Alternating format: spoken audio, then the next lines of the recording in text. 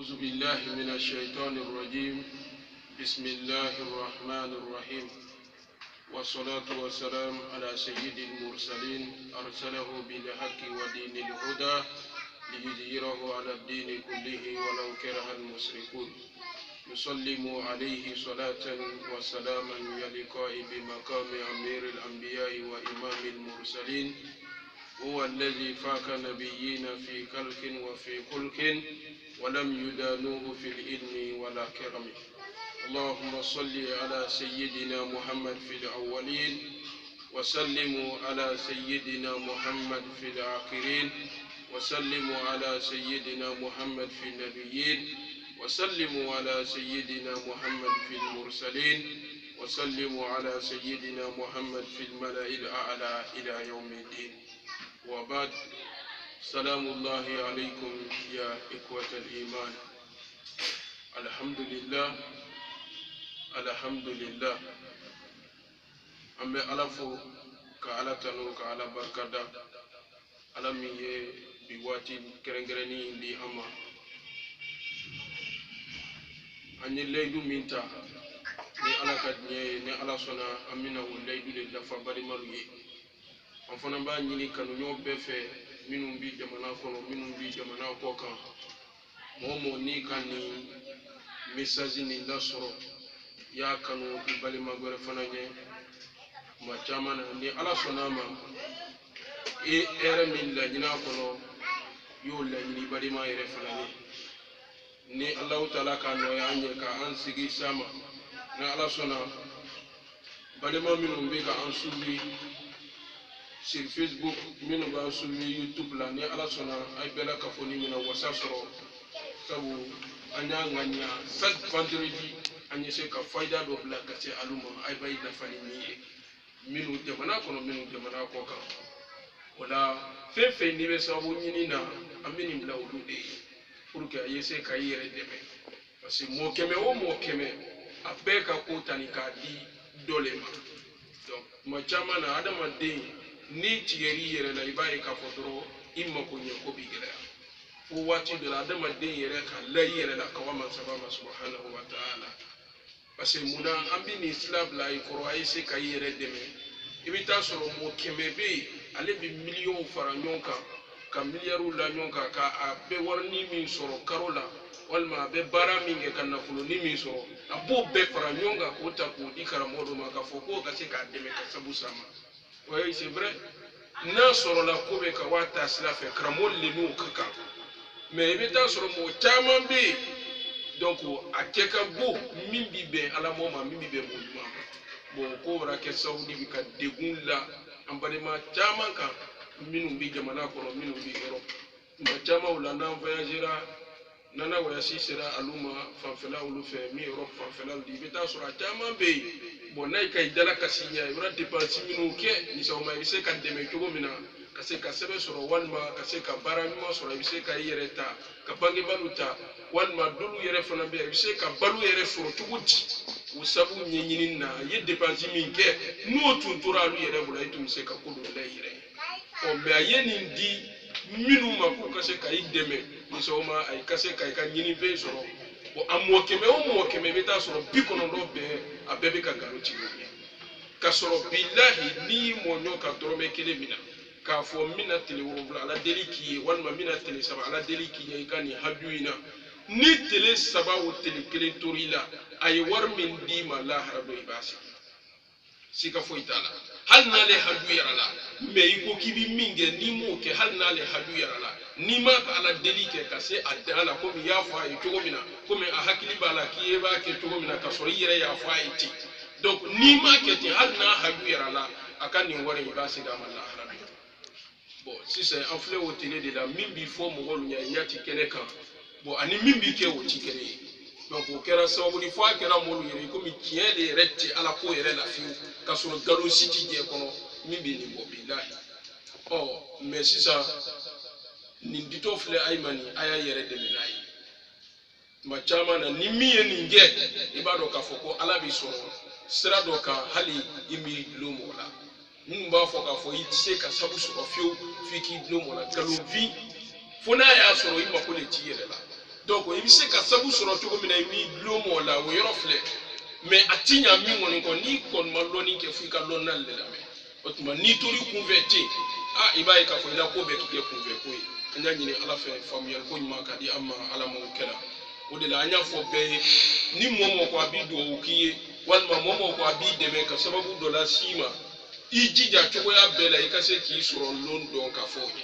momo ti soro londo o ti se ki makonya diebe billahi abseka ke aka ala deli walma aka duwu otuma woni eleka wele jabi ulu le se ka benyoma me ka fo ko ki makonya ka soro ami soro londo o ye galo billahi atiseka ke fiu me beta soro bi mo keme mi re ka lo ale soro na lo mi na mo keme beta soro mo bi kono no e ma soro oni ne problem ye adama dembi soro ka be lo mi ma je kono ni bi bo die kono lo mi na o lomba flale adama dembe la donc ibi na je kono lo mi na nyami na doro ibi deme nu odoni mo ti se ka la je yi soro na lo mi na mo ti se ko ma fene ko soro ka soro ki deme hali mi ko ka fola o ti se ka fo ye billahi donc wala minum ba fo ka fo la jeli haramu ye wolu ma famu ante mo lame wala ambe ala kira de ko sallallahu alaihi wasallam nala kira ka salama ya fo ka bla yoro mi ambi dayini nala kira ka dina fo ka da yoro mi ambe bi da dinaro yini otuma mote motake otuma mote motalame mimba ambolo we qur'ana mana da yoro mi ambi day ala kira ko sallallahu alaihi wasallam kuma nadima manistakara kira ko mo manimisa mo mi ye sikarake bon si c'est iba ma fene ni sa fleli to minu manyala wolu le be fuye ka fo fleli nyani ni mai mais ala kira yere le ko mo manimisa mo min kai isikara de fleli yani kida sufe bi do minke ani bi yoro min kala ani bar kam min seli ka fo ala ninga herebe nin koina wal ma karsa ni koyi nyamini karsa ma ko ni yerebe to mina ala ibe o girana otma sufe ala ba girila ni ya do ke karkan ke donc on ala ya si sama mina ni bedai ma abi se ka hali sikara ka yirenye hala imam wakili ay pere ba yire dai sikara ke ka bo ay da ko dulu kadama donc o yo paji si se faida mi ambulu nambina o di aluma bi mo ye bi faida yi kuma balima bela ka funi ka se kan lame ka famu mo ni kamana gbai ka fo awra gele ay dala akera papier ko yu otuma akera bara soro ko ye walma tamango le bi kono imasla soro hami jena ni adama de ba hami sila fa be ke sababu di ki suno ko beleya otuma hami bila niya do ni do won kono billahi be ala joro me ba do kono ni muye wole ala landa kama soro momo ni limene ya tila momo ni mala ala kuma kanti makonya me momo ni lalala abeka ka fofo tugo mina ika kete wallahi ibalo ka fofo se ala oye munye ibi jija chogo bela ni Allahu Ta'ala ka no yi sufe yani ida ibe arkan flasi arkan flay akele wo kele ibi kula law kala shiye wolon ni bana kula law shiye wolon bla karana arkan kele wo kele no ikado ila arkan laban wo mako be sujiri flala ko me arkan foro mako sujiri flala nyama otuma ila arkan flana sujiri laban ni tembiri wo sujiri ro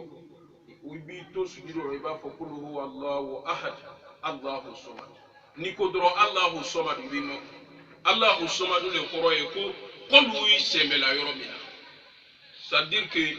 nayan si kan sembe an sembe yoro abi fo le mako samad donc ni ko dro samad ibi mako hamimin bi le ba be jira ma sabala subhanahu wa ta'ala ni bana I hamin jira la alala iba fo ifa kana ibe kamime ibi hamin jira alala o kana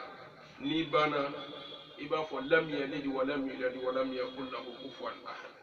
otma wo ye kula la o bane ibe soro kisi kata ya kala soro ka salamum la otma salamum la ko fesa ibi do o minge o de photo fleye ni salamum la ka soro ibra barkan fla sella arkan kelen o kele ka kula la o shiye woron fla ke ila arkan la ban ibana fana ite turini ila sujiri la bana ibana ka kula la ukra ka wada somadu idani somadu hamimi ila yo jira alala nile ta hamiye sebe kole ya jira alala ala sababi ile mimbulu ala diye sababi ala barabi ile mimbulu ala diye bara dum ala slabi le min bolo ka silano ya nyem bi fe ka ta to jamana ka walma bi fe ka voyage ka ta die fa ala die ye slabi ala ne bi fe ka furu le ke ala o sete nya ala die ye furu sababu duma ala ne bi fe ka dele soro me de timburu ala dinye ye de slabi otuma nie ni nyini ala fe sa ki tembirin to sujuro ka soro ibrahim da somadu ebe soro ka fo lam yalid wa lam yulad wa lam yakul lahu kufuwan ahad angana mo ni bana wala to ebe soro fisi ni si be ta ya karaka salamu bla ni ko fe li to o si ro kele na astaghfirullah si yekeme allahumma salli fi yekeme no da faray fe hami min bi ila ba gira masabala subhanahu wa ta'ala no kera a imana min yola o ala ta kele wala ni ansira o yorola amina da kuma la kaba tefurunya fula o faraka lamemba be kenan Allah kila sallallahu alaihi wasallam ko kira ko kubetunga nongolo sitere nye mandi na kubetunga ime ko kira kuna kubetena kwali mbimi ndo mutaso makira efendo lusinyala ye ko eske itunte kandimbara nunu kewa ke ko yonge ko pase o bara minu fen wolle bike sababu di ka fanta yaji adama deka hal ni milliard di bolo a penyini ka ba pew kibla sakadela ko femi mise ko ke adama dena otuma ko bara do fe ay bara bisabani ko ayo jate kay me mina nani pedi ay mawla ni alay wati wera dama na ala sona amba to be di kelengere anka ka ankoro simina abike saudi ka fanta yasu a foloma ko kela mo min no bi loni to ka kushilo kela mo min bi lon to ki shi no ka kushila ko na kera keke ka bara e kwada ti bolo ci nyini vema wa ko halni milliard bi bolo ka be fanta ibe la ban fanta yala aflana ko mominu yu ka kabnesi ka kabne nyesin koroma ni si kabne dala do nyabi be koroma billahi hal ni dona alu model la loi c'est la nima ho alu kono lu min kabne nyabe ni koroma ko ala ti fa fi o fa yisa desele anania asabaya ko le modi momin bito wati be ka polo surinte anyina oni yo ye momola ko hal ni milliard ba bo ka bila bandesela e ka don aduruna oni ye kela mo ye abito son akamobli kono yoro ko baliye sirana ko abila bandesela wa ko pifana o mana ke borfe mindi ko ti ba bo fe fo ka kasara bi donc ambini nani ne fo ba den ye ayo fara ay tuloka ni alay wati wala di ama ni ala sona inshallah ambina ñom fayda ko sebe minu ba suivi sur Facebook minu ba suivi YouTube la ni ala sona naturally na chaque vendredi amena isa ba fayda dola amba ñine ala fe bensema ba ala buluka dama ala mawkala ka jilu mafanye ala mawkala ka ambela ka foni wasa ala mawkala ka ambela ka foni jilu mafa ala mawkala ka an duniya nya ala mawkala ka akiyama nya ala mawkala allahumma rabbi salli ala muhammad